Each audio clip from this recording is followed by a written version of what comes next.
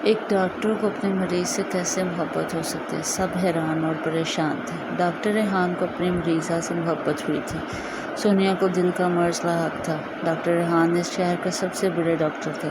وہ اپنے مریض کے ساتھ دلی ہمدردی رکھتے تھے۔ سونیا کو ہسپتال لایا گیا۔ وہ بالکل ہوش میں نہیں تھی۔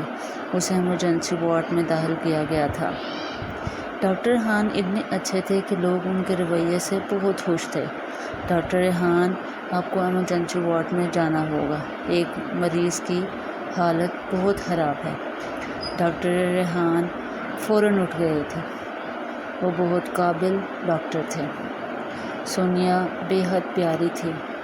ایسے بستر پر لیٹ کر پہلی بار ڈاکٹر ریحان کو دکھ ہوا تھا۔ وہ بستر پر لیٹی بے حد پیاری لگ رہی تھی۔ فوری طور پر سونیا کا علاج شروع ہو گیا تھا۔ 2 دن بعد سونیا کو ہوش آیا تھا۔ ہوش میں آتے ہی اس نے اپنی ماں کا نام لینا شروع کر دیا تھا۔ وہ سخت تکلیف میں تھی۔ اس کی تکلیف ڈاکٹر ریحان سے دیکھی نہیں جا رہی تھی۔ یہ کیسی ہمدردی ہے کہ ڈاکٹر ریحان ہر حال میں اس کو بچانا چاہتا تھا۔ سونیا کو وہ سہولت میسر کی گئی تھی جو کسی کو بھی حاصل نہیں تھی۔ بہترین قسم کے اوزار کا استعمال کیا گیا تھا۔ کب یہ ہمدردی محبت میں بدل گئی تھی، ڈاکٹر ریحان کا خود بھی اندازہ نہیں تھا۔ وہ ڈاکٹر ریحان کے ہسپتال میں 15 دن رہی تھی۔ وہ مکمل طور پر ٹھیک تو نہیں ہوئی تھی، مگر اسے چھٹی مل گئی تھی۔ ہسپتال سے جانے کے بعد ڈاکٹر ریحان اداس رہنے لگے تھے۔ وہ اکثر اس کمرے میں چلا جاتا تھا۔ سونیا 2 دن بعد ضرور چیک اپ کے لیے آتی تھی۔ اسے اندازہ ہونے لگا تھا کہ ڈاکٹر ریحان اسے پسند کرنے لگے تھے، مگر وہ اپنے منہ سے کچھ نہیں بولی تھی۔ دونوں آپس میں کچھ نہیں بولتے تھے، مگر دل میں ایک دوسرے کے لیے محبت رکھتے تھے۔ لیکن رات ایسا کیا ہوا کہ سونیا کی پھر سے طبیعت خراب ہو گئی تھی۔ ویسے ڈاکٹر ریحان کے ہسپتال میں داخل کیا گیا، مگر ڈاکٹر ریحان بیرون ملک میں تھے۔ انہیں اطلاع کی گئی تھی، لیکن سونیا کی طبیعت بہتر نہیں ہو رہی تھی۔ ڈاکٹر ریحان نے لاہور کے بڑے بڑے ڈاکٹروں کے ساتھ رابطہ کیا تھا۔ سونیا کو فوری طور پر لاہور پہنچایا گیا تھا۔ ڈاکٹر ریحان صبح کی فلائٹ سے پاکستان آ گئے تھے۔ وہ سیدھا لاہور پہنچ گئے تھے۔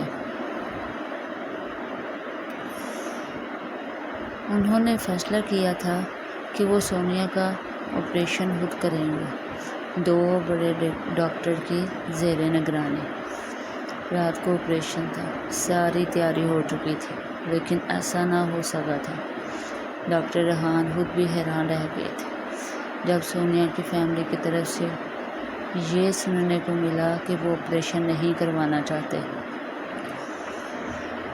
ان کے پاس اتنے پیسے نہیں تھے کہ وہ اتنے بڑے ہسپتال کا خرچ برداشت کر سکتے، مگر ڈاکٹر ریحان نے ان سے ایک دفعہ بھی پیسوں کا مطالبہ نہ کیا تھا۔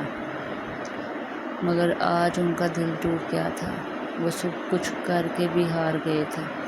سونیا کو جہاں سے سرکاری ہسپتال لے جایا گیا، مگر ڈاکٹر ریحان ہار نہیں مانی تھی۔ وہ اس ہسپتال میں پہنچ گئے تھے۔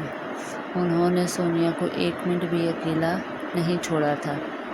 وہ اپنی ایک نرس کے ساتھ وہاں موجود تھے۔ ان کی خاص بات یہ تھی کہ وہ ہر جگہ اپنی جگہ بنا لیتے تھے۔ آپریشن شروع ہو چکا تھا۔ ڈاکٹر ریحان نے وہاں کے ڈاکٹروں کے ساتھ مل کر سونیا کا آپریشن کیا تھا، اور وہ کامیاب بھی ہوئے تھے۔ سرکاری ہسپتال میں ہر طرح کی سہولت میسر کی گئی تھی۔ یہ سب کچھ ڈاکٹر ریحان کی وجہ سے تھا۔ انہوں نے اپنے ڈاکٹر ہونے کا پورا فائدہ اٹھایا تھا۔ وہ ہر روز سونیا کا چیک اپ خود کرنے جاتے تھے۔ سونیا کے گھر والے ان کے بہت شکر گزار تھے۔ سونیا بہتر ہو گئی تھی۔ اسے گھر جانے کی بہت جلدی تھی۔ وہ ڈاکٹر ریحان کا ڈاکٹر ریحان کو اپنا دل دے چکی تھی، وہ آنکھوں سے ان کا بہت دفعہ شکریہ ادا کر چکی تھی۔ سونیا گھر جا چکی تھی، اس نے اپنی ماں سے بات کی تھی، وہ ڈاکٹر ریحان سے شادی کرنا چاہتی تھی اور ڈاکٹر ریحان بھی یہی چاہتے ہیں۔ ڈاکٹر ریحان کو فون کیا گیا کہ وہ اپنی فیملی کو ساتھ لے کر آئیں اور اپنی امانت لے دیں۔